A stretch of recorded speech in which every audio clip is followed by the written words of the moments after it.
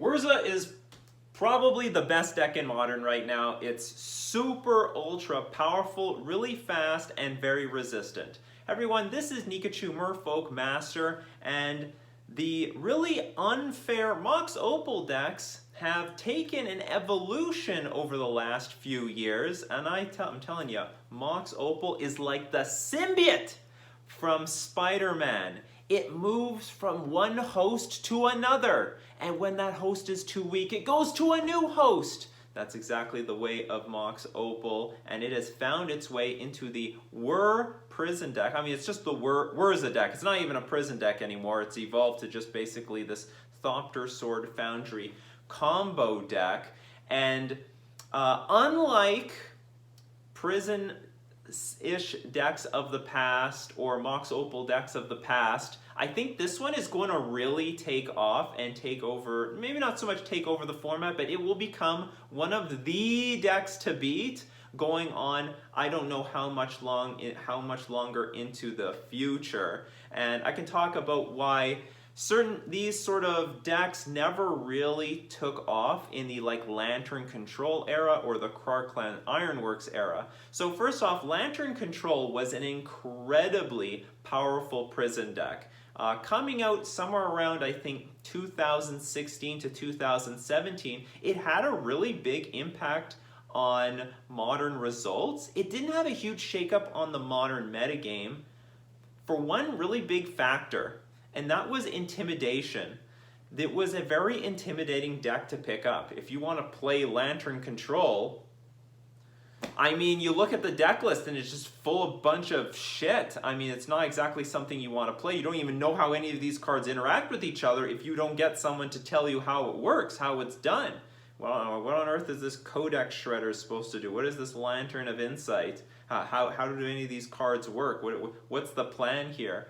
So it was a very intimidating deck to not only pick up but buy, but it was super powerful. Like I've said in the past, there was only a small handful of people who would play Lantern Control in a big event like a GP, and they would still make the top 8 regardless. They would go super deep. It was a very effective prison deck that not many people could do about. And maybe one of the reasons it did so well was because it was not a very graveyard-oriented metagame around the 2016-2017 era. And when you put cards into the graveyard with Codex Shredder, it didn't really. It was to their opponent's disadvantage. So what happened to Lantern Control? Well, he got superseded by Clan Ironworks. I mean, you can put all the cards in the graveyard you want. Clan Ironworks loves it. They don't mind. You can put all the cards in the graveyard. They're just going to bring them back from the graveyard with stuff like Scrap Trawler. And so the Clan Ironworks just ended up being a better Mox Opal deck. And a lot of people just tell me, what happened to... You can't ban Mox Opal, Nikachu. Look at Lantern Control. No one plays Lantern Control anymore because it gets superseded by a more powerful Mox Opal deck. And a lot of people who played that weird Lantern Control deck ended up moving to Clan Ironworks. You people know who you are. You know who you are. If you love that weird sort of Lantern Control stuff, you love that weird Clan Ironworks stuff. And the thing that prevented Clan Ironworks from taking over the format immediately was, again, intimidation. A lot of people don't want to pick up a deck like this. They don't know all the nuanced interactions that Clan Ironworks had to offer. You need to understand every single one of the loops that were available, and you also needed to know the precise rules interactions with mana to take full advantage of all its interactions. So Clan Ironworks, again, was a deck that intimidated people from picking it up. On top of that, I'm sure there was some level, there was a certain amount of fear buying into Clan Ironworks, as Matt Nass was consistently making the finals of GPs. There was some sense that maybe this deck is going to get banned, but I think what Wizards has shown us is that if one person is playing a deck that wins, say, 95% of the time, they're not going to take any action until enough people start playing it and it actually becomes a real problem, which I think in theory is stupid. It's like the Neoform thing right now. Neoform exists, and right now it probably isn't busted right now. We need to Neoform just still needs to prove its worth, but the fact that like maybe very few people are playing it is, let's say a very few people were playing it and were winning very high with it, I think it's enough reason to do something about it, but it's not until a lot of people buy into it, get a ton of results, metagame blows up on Neoform, that they're actually going to ever take any action. And that's exactly what happened with Clan Ironworks. After enough period of time passed, and it became very clear Wizards wasn't going to do anything about it, more people started to play it and just admitted that the results were really good. And as soon as enough people started playing Clan Ironworks and the top 8s and the top 32s were starting to fill up with this archetype, alright, so they ban it as of this year, I believe, in 2019. So what supersedes Clan Ironworks? Well, there were, you could go back to Lantern Control, but Whir Prison was actually still a very popular alternative, but very quickly they gained access to Urza, a High Lord Artificer, and with Urza, it can combine very well with Sword of the Meek and Thopter Foundry. So now all those cards enable it to have an instant combo of infinite life, infinite creatures, and just something they can loop all over and over again.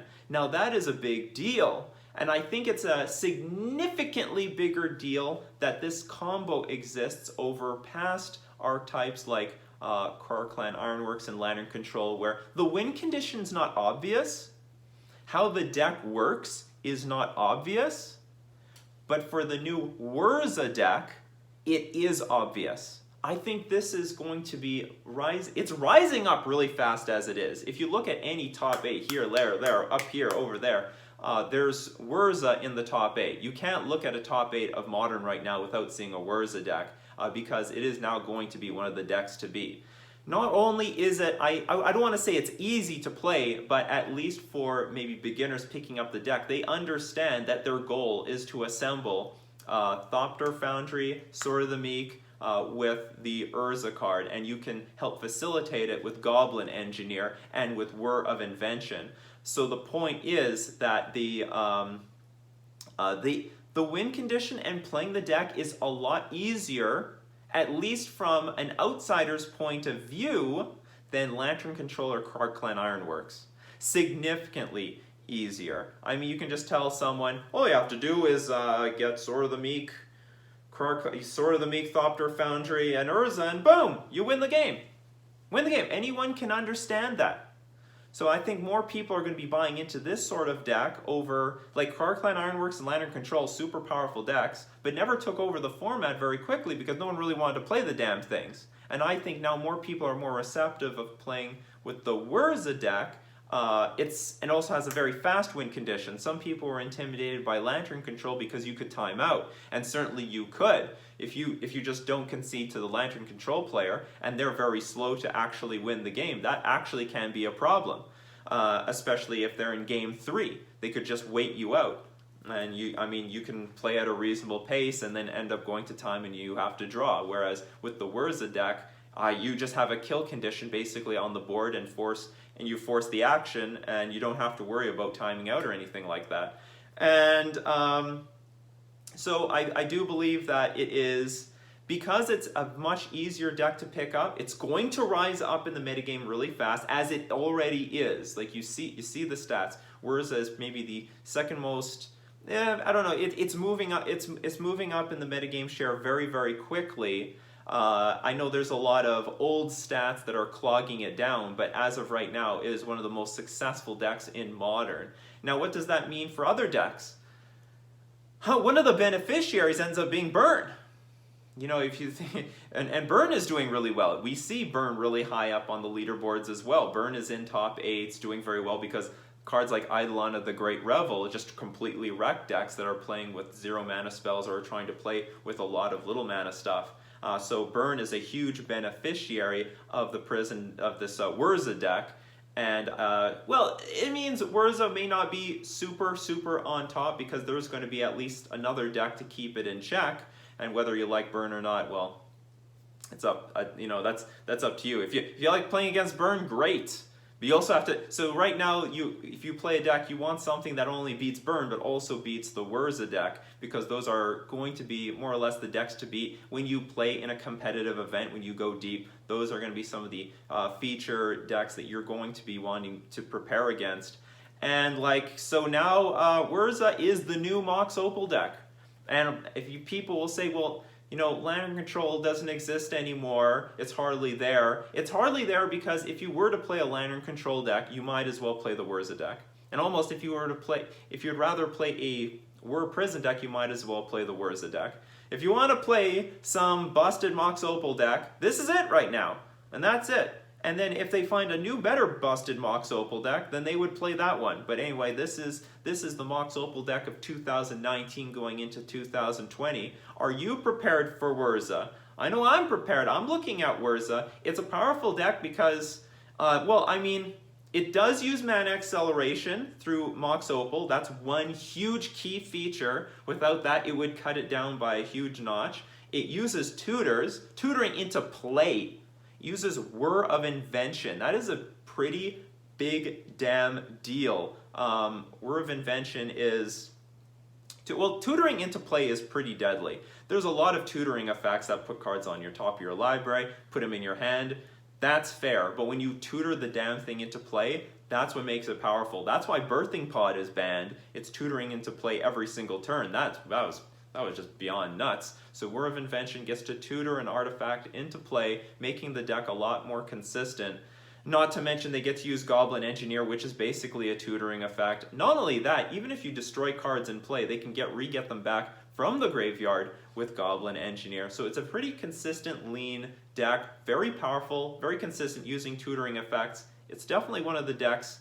It's definitely one of the decks to beat, and you have to have your eye on it. You better have a plan for it, because you're going to play against it very deep in a tournament. You're going to be playing against it when you're fighting for winning the tournament in the top 8. And not to mention, like, Urza, you know, really put the deck over the top. I mean, sometimes you don't even need to combo off. Urza just makes a giant creature, creates a lot of mana and card advantage that eventually Urza is going to grind you out. So, yeah, watch out for Urza. Anyway, this has been Nikachu, Merfolk Master, talking about Whirza, the new powerful Mox Opal deck in Modern.